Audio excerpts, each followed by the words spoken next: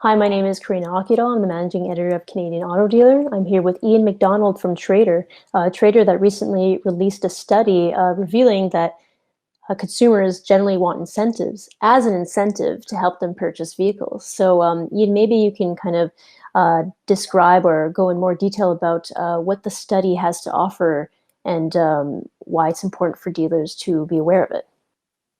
Yes, hi Karina, and it's very nice to speak to you again. So as you mentioned, we recently conducted a survey. Throughout the COVID-19 pandemic, we've been conducting a whole plethora of research and studies with consumers to help us and our dealer partners understand more about what's happening from the demand side of the market. And in this particular survey, it happened over a 2-week period, and we just got the results back last week. We were asking users on the autoTRADER.ca marketplace what would encourage them, since they're obviously browsing because they're on the marketplace, what would encourage them to feel more comfortable and confident about moving forward to transact and actually doing business in the short term. So we had over 500 responses. We asked them to rank 10 kind of options that we provided to them, to what degree they would strongly agree or even kind of disagree that these things would encourage them to move forward in the process and feel confident. So clearly, this is going to be useful insight for dealers in thinking about what messaging they should put at the forefront of their communications with prospects at the moment. And so maybe you could tell us a little bit also about some of the key findings that came up that dealers the dealers should know about, but can also act on more specifically. Sure. So of the 10 options that I mentioned that we provided to the respondents, we grouped them broadly into 3 buckets, if you like.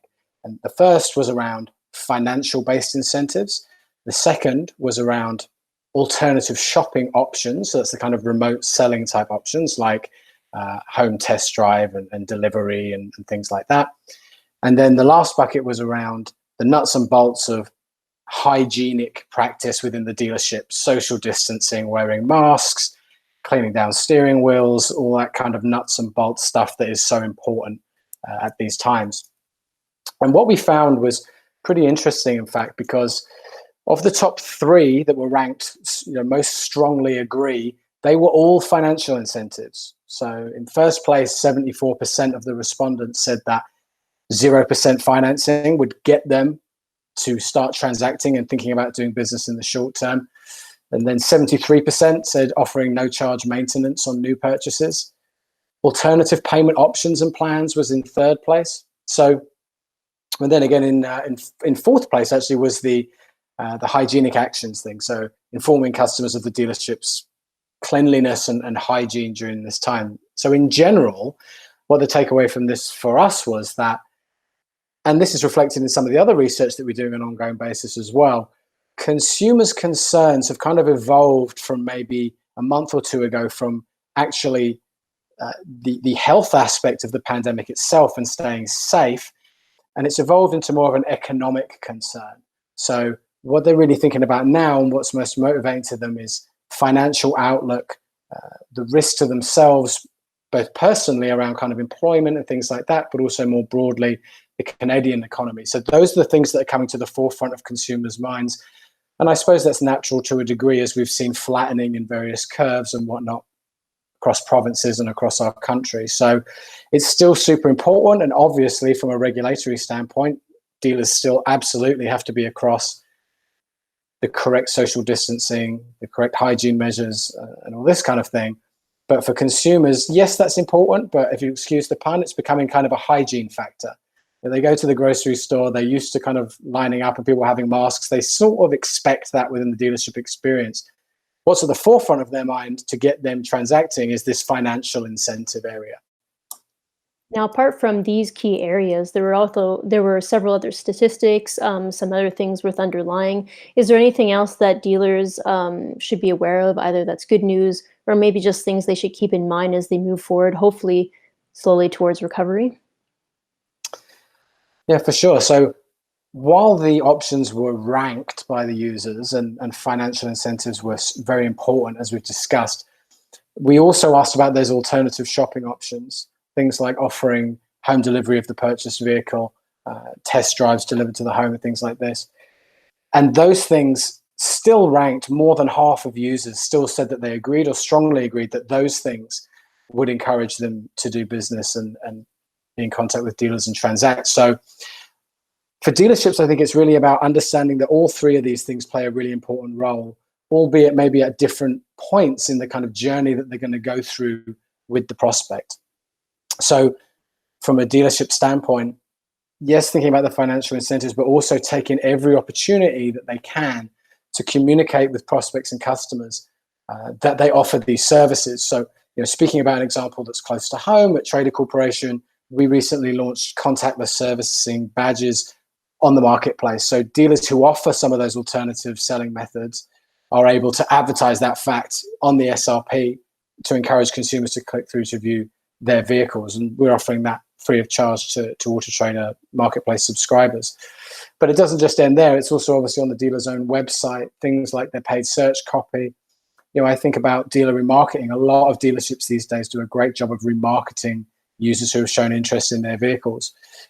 So while in the normal course of business, you'd be showing them, maybe some financial incentives or maybe similar vehicles that you have in stock, it's really worth thinking about including a message in there as well around, by the way, we also offer these alternative selling methods or these things to try and make it easier for you to feel confident and buy a car from us during this time. So really thinking about the messaging at every touch point. I'd include things like Google My Business listing, things like the footer of emails or maybe in the signature of salespeople, just to sort of reinforce the idea that, yes, we can talk about a financial incentive, but I want you to know that we also practice social distancing within the dealership, hygienic practices, and we also offer all these other ancillary remote selling options to make this as smooth as possible. And then I think if dealers can do that, they kind of have all bases covered. Because like I said, there's these three areas. Yes, some slightly more important than others to users, but on the whole, these are the three areas we need to be communicating and making sure prospects really understand.